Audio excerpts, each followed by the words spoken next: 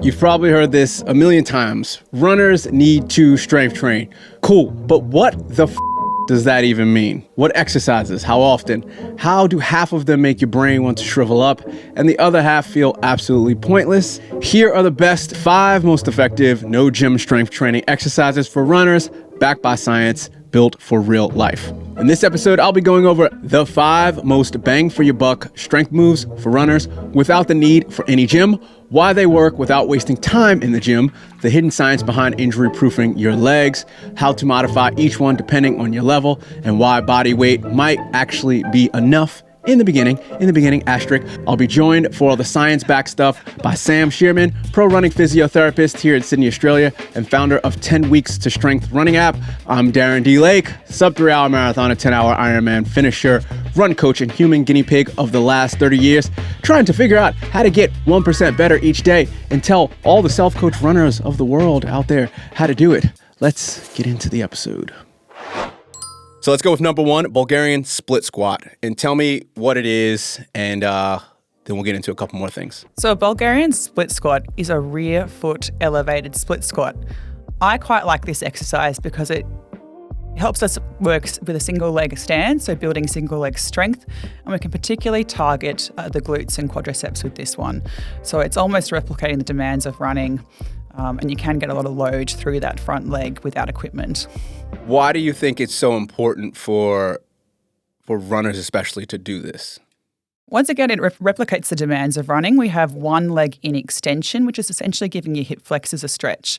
And the forward leg, we want to train in single leg stance, again, replicating what we do when we actually run. Thirdly, I do think it's an excellent way to target some of the key muscle groups. So glutes, quads, and you can make it as hard as you want to make it. Yeah. Would you say when you get better, you can start adding resistance, so adding weights? Absolutely. Dumbbells, barbells, depending on how heavy you want to go. Or if you haven't got any weights, you can just increase the time at the depth of the squat, so turn it into a bit of an isometric exercise. All right, so how do you do it? So essentially, I start sitting down on a bench with both feet, knees at 90 degrees. If you extend the forward knee, heel on the ground, and then stand up, it means the forward leg is in the correct position and you can take the back leg onto the back of a bench or a chair. From this position, you lower down into the squat. Now, ideally, we want to have that front knee around 90 degrees. It gives a bit of space at the knee joint. However, you can make it more quad dominant if you bring that front leg further towards you, or you can make it more glute dominant by bringing the front leg further away. Wow, it sounds like a super versatile. Yeah, there's a lot you can do with it, hence why I love it for runners. So what are some ways that people can do this wrong? It's usually when the foot is too close to the bench, because usually when I'm demonstrating this exercise to patients, they likely haven't done it before. So it's quite an awkward, uncomfortable position. If your front foot is too close to the bench, you want to be starting out with that, 90-degree angle at the knee. I don't think of any other errors I tend to see. It could be due with the upper body too. Like sometimes people are leaning way too forward or looking at the ground. You want to have your chest up, nice and tall, a slight angle at the hips, and looking forward as always, trusting yourself, not, worrying that what your supporting leg is doing. It is going to sway around a little bit, particularly if you're not used to the exercise. But put trust in your body. It will get better. Not sure how to fit this into your actual training? I made a free base training and habit building plan that shows you exactly when and how to use these workouts. It's simple, structured, and if you want to get mentally strong too, you will automatically sign up for our weekly newsletter that takes you 5 minutes or less each week to read right in your email inbox. Check the QR code right here, the link below, or link in your show notes of your podcast player's app if you're listening. Back to the episode. All right, the second one. Single leg deadlift. So what is it exactly? So if you can picture a traditional deadlift where you get that hip hinge and slight bend through the knee as you go into the depth of the movement, this is performing the exercise on one leg.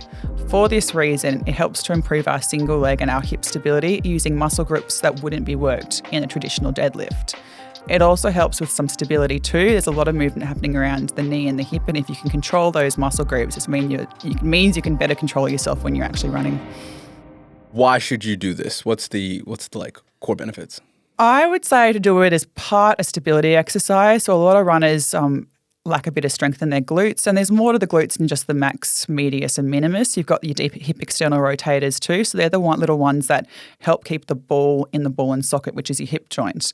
You can also do it for posterior chain strength. So a lot of hamstring work in this one.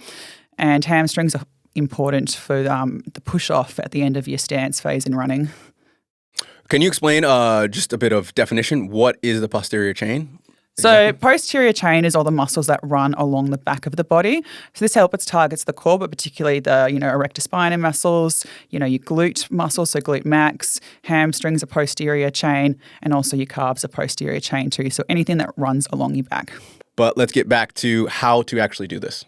Okay, so with a single leg deadlift, you want to take one leg back. From this position, you start to hinge through the hips. And as you hinge through the hips, the body comes forward and you bend just slightly at the knee. You want to come so far forward that your face is almost horizontal to the ground. You also want to ensure there's no rotation through the pelvis. So a cue I give patients in the clinic is you can picture the two bony parts in front of your pelvis. Imagine there's flashlights on them and they're pointing directly down to the ground. You then hinge back up into the standing position to finish the first rep. Sounds easy. Yep. It's harder than it looks. Yeah, you make it sound so easy. Inverse, how do people do this wrong? So a common one is they start flexing through their lumbar spine. So you want your lumbar spine, your back to be nice and straight. The movement comes from the hips. I often find that they perform the movement well until they get close to the ground and they try and reach that one little bit further, and then that's where they get their flexion. Flexion isn't a bad thing, but once again, we want to be doing this in a neutral posture. So we're, loading up the structures in the same way each time we do the exercise. Additionally, we do see a lot of rotation through the hips. So as the hips go down, you go down towards facing the ground. The contralateral, so the hip on the other side of the leg that's working will start to rotate upwards, and that is not going to load, in the plane we'd like it to. They're the two main things I see wrong with this exercise. Number 3, bent knee calf raise. Tell me what it is. Okay, so these are important for runners too. If you picture a traditional calf raise, the only change we do here is that we bend the standing knee. So essentially we put one foot on a step, bend your knee. In this position, you then lift your heel up by moving the ankle only. So the knee needs to stay in the same degree of flexion throughout the entire movement. As you lower down, you allow the heel to drop below the depth of the step, and then coming back up to recommence the next repetition. All right, why is it important? This one's super important for runners because it's targeting our soleus, which is our endurance calf muscle. So the soleus, it can take on up onto 6 to 8 times our body weight when running, and it needs to be able to do this over a prolonged period of time. So it's one of the key calf muscles we want to ensure that we can have an efficient stride and reduce injury through the Achilles tendon too. So how do you do it? So with a bent knee calf raise, you stand on the edge of a step, you bend your knee. Now, the knee needs to stay in the same degree of flexion throughout the entire movement. From this position, you lift up your heel by flexing the ankle forwards. We call this plantar flexion. And then we lower the ankle back down below the height of the step. As we come up, that is the second repetition starting. But once again, that knee needs to stay the same throughout the entire movement. A common mistake I see is as people lift up, they lift their knee up as well to facilitate the movement where it all just needs to come from the ankle. What would be like a workout for bent knee calf raises? I think starting off with a 3x12 rep range for your soleus bent knee calf raise is a good idea. I like to break things into 4s. You could do 3x12, then down to 4x10 for another 4 weeks, and then you can go to perhaps 5x8 for another 4 weeks. So essentially you're reducing the rep range, you're increasing the load, and that's going to help, build strength in the tendon and the muscle itself over that time frame. If you haven't got any equipment at home, you can always, I tell some patients, get a bag, put some books in there and make it nice and heavy. Number 4, push-ups. What is a push-up? I know everyone knows what a push-up is, but you know what? Let's just define it anyway. Push-ups, when you're in a plank position, a high plank, you lower your body down to the ground through flexing your elbows, holding there and then pressing back up. It's an excellent core exercise, so people tend to forget about the core, throughout the push-up. They see it as traditional chest exercise. And when we do a push-up for runners, I prefer to have the elbows facing backwards towards your feet as opposed to out to the side.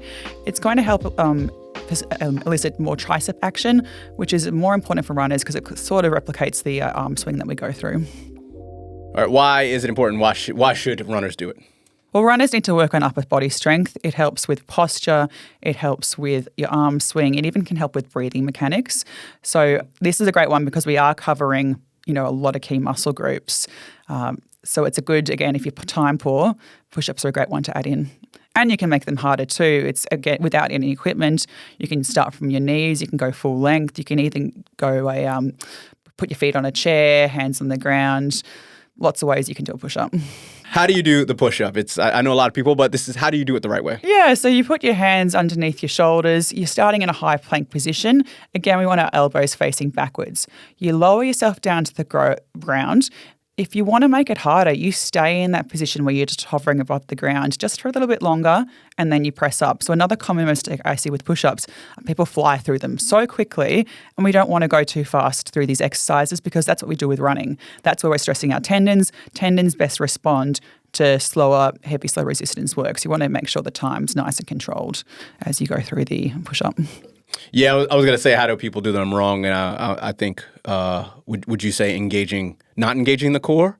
And just yes, that's another one. Yeah. So when you start to notice their lumbar spine dip down, that's another incorrect technique. Side plank with leg raise. What is it? So I love this exercise. It's a good, again, bang for your buck exercise. We're working lots of muscle groups. Essentially, I want patients to get in a plank position, a side plank position. So that's where your elbow is underneath your shoulder, which is in line with your hip, which is in line with your knee. Now, I get patients to bend the bottom knee, and runners, and lift the hips up while the top leg is still nice and long. So this is the side plank position, but the bottom leg is bent. From here, on the top leg, we turn the toe down and then slowly raise the leg up. Now, you don't need to go that high, perhaps in line with your hip or even slightly higher. In this position, both glute medius are working, so both your hip stabilizers, as well as your core muscles, so obliques, as well as some of your shoulder stabilizers. It's really hard. 10 to 12 reps is enough for most people. If you do it with good form, and once again, the slow tempo is key here. Turning that top toe down just elicits more glute medius, which is what we want. How do people do it poorly? A common one I see is where their hips are too far back when they go to lift up into the planks. They're on a kind of funny angle from their shoulder to their hip, then back to the knee. Second common mistake is doing the exercise too quickly. Third common mistake is not turning that top toe down. All right, and workout example? So workout with this on, because you're working both glute medius in this plank position, as you abduct or raise that top leg, your bottom glute is stabilizing, the top one is moving. So they're both big fatigued in the first set. So I usually say 10 to 12 reps, and then you need to rest at least 30 seconds before changing sides to form the 10 to 12 reps on the other side. And I would say 2 sets of 10 to 12 each per side, but ensuring you're resting from side A to side B. Does that make sense? No, it makes a lot of sense. Yeah. And to be honest, that whole toe turn down thing, you did that with me when we were filming in the park. Oh my God. Yes. And I literally it felt like I was frozen. I was like, I can't do this. This is how you were like, this runners is are always trying to feel your glutes. It's one where you can really feel your glutes. And if you can't, that's where you're not doing the exercise right. Yeah. Not sure how to fit all the strength training into your training week and your training plan in your life? Don't worry, I made a free base training and habit building plan that shows you exactly when and how to use these workouts around all your training and your life stuff.